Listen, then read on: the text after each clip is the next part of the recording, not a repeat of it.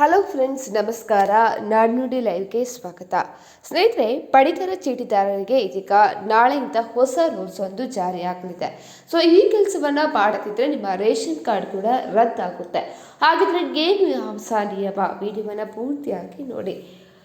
ಪಡಿತರ ವಿತರಣಾ ವ್ಯವಸ್ಥೆಯಲ್ಲಿ ಪಾರದರ್ಶಕತೆಯನ್ನು ತರಲು ಮತ್ತು ಅನರ್ಹ ಫಲಾನುಭವಿಗಳನ್ನು ಪಟ್ಟಿಯಿಂದ ಕೈಬಿಡಲು ಇದೀಗ ಕೇಂದ್ರ ಸರ್ಕಾರವು ತಂತ್ರಜ್ಞಾನ ಆಧಾರಿತ ಹೊಸ ಮಾರ್ಗಸೂಚಿಗಳನ್ನು ಸಿದ್ಧಪಡಿಸಿದೆ.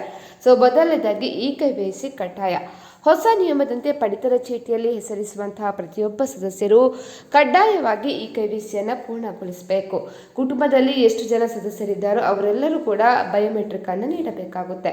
ಸೊ ಹೇಗೆ ಮಾಡುವುದಪ್ಪ ಇದು? ನಿಮ್ಮ ಹತ್ತಿರದ ನ್ಯಾಯಬೆಲೆ ಅಂಗಡಿಗೆ ಭೇಟಿ ನೀಡಿ ಅಥವಾ ಬೇರೆ ರೇಷನ್ ಆ್ಯಪ್ ಮೂಲಕ ಫೇಸ್ ಅಥೆಂಟಿಕೇಶನ್ ಬಳಸಿ ಮನೆಯಲ್ಲಿ ಕುಳಿತು KYCಯನ್ನು ಮಾಡಬಹುದು. ಸೊ ನಿಗದಿತ ಅವಧಿಯೊಳಗೆ KYC ಮಾಡದ ಸದಸ್ಯರ ಹೆಸರನ್ನು ಡೇಟಾ ಬೇಸ್ನಿಂದ ತೆಗೆದುಹಾಕಲಾಗುತ್ತೆ. ಸೊ ಇದರಿಂದ ಆ ವ್ಯಕ್ತಿಯ ಪಾಲಿನ ಅಕ್ಕಿ ಕೂಡ ಕಡಿತವಾಗುತ್ತೆ. ಎರಡನೇದಾಗಿ ಆದಾಯ ಮಿತಿ ಹೆಚ್ಚಳ ಮತ್ತು ಹೊಸ ಕಾರ್ಡ್ಗಳಿಗೆ ಅವಕಾಶ ನೀಡಲಾಗ್ತಾ ಇದೆ. ಇದೀಗ ಹೊಸ ಪಡಿತರ ಚೀಟಿಗಾಗಿ ಕಾಯ್ತಾ ಇದ್ದವರಿಗೆ ಸರ್ಕಾರ ಶುಭ ಸುದ್ದಿಯನ್ನು ನೀಡಿದೆ.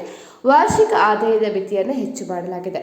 ಉದಾಹರಣೆಗೆ ಮೆಟ್ರೋ ನಗರದಲ್ಲಿ 1 ಲಕ್ಷದಿಂದ 1.20 ಲಕ್ಷಕ್ಕೆ ಏರಿಕೆ ಕೂಡ ಮಾಡಲಾಗಿದೆ. ಅದೇ ರೀತಿ ಇನ್ಮುಂದೆ 18 ವರ್ಷ ಮೇಲ್ಪಟ್ಟ ಮಹಿಳೆಯರನ್ನ ಮಾತ್ರ ಕುಟುಂಬದ ಮುಖ್ಯಸ್ಥರನ್ನಾಗಿ ಪರಿಗಣನೆ ಮಾಡಲಾಗುತ್ತೆ. ಮನೆಯಲ್ಲಿ ಮಹಿಳೆಯರಿಲ್ಲದಿದ್ದರೆ ಮಾತ್ರ ಪುರುಷರನ್ನ ಯಜಮಾನರನ್ನಾಗಿ ಗುರುತು ಮಾಡಲಾಗುತ್ತೆ. ಇನ್ನು ಆನ್ಲೈನ್ ಅರ್ಜಿ ಮತ್ತು ಮನೆ ಬಾಗಿಲಿಗೆ ಪರಿಶೀಲನೆ ಕೂಡ ನಡೆಯಲಿಕ್ಕಿದೆ. ಇನ್ಮುಂದೆ ಪಡಿತರ ಚೀಟಿಗಾಗಿ ಸರ್ಕಾರಿ ಕಚೇರಿಗಳಿಗೆ ಅಲೆಯುವಂತಿಲ್ಲ. ಆಧಾರ್ ಕಾರ್ಡ್, ಆದಾಯ ಪ್ರಮಾಣ ಪತ್ರ ಮತ್ತು ವಿದ್ಯುತ್ ಬಿಲ್ಲನ್ನು ಬಳಸಿ ಆನ್ಲೈನ್ನಲ್ಲೇ ಅರ್ಜಿಯನ್ನು ಕೂಡ ಸಲ್ಲಿಸಬಹುದು. ಸ್ನೇಹಿತರೆ, ಈ ಮಾಹಿತಿ ನಿಮಗೆ ಇನ್ಫಾರ್ಮೇಟಿವ್ ಅನಿಸಿದ್ರೆ ವಿಡಿಯೋಗೊಂದು ಲೈಕನ್ನು ಕೊಡಿ. ಅದೇ ರೀತಿ ನಮ್ಮ ಚಾನಲನ್ನು ಕೂಡ ನೀವು ಸಬ್ಸ್ಕ್ರೈಬ್ ಮಾಡ್ಕೊಳ್ಳಿ.